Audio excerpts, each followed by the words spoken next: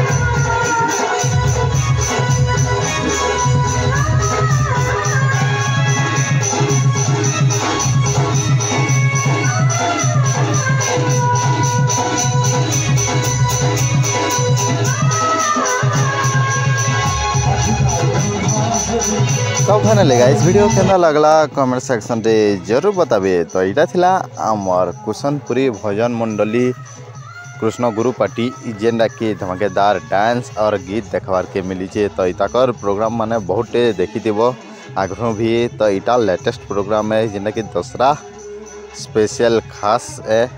तो सबुन यहाँ यात्रा फात्रा सरी तार लास्ट कि आड़ के होता पुनीर आरे दिन हबार के देता जेना कि देखबार के गले बहुत लोग देखबार लगे आयसन।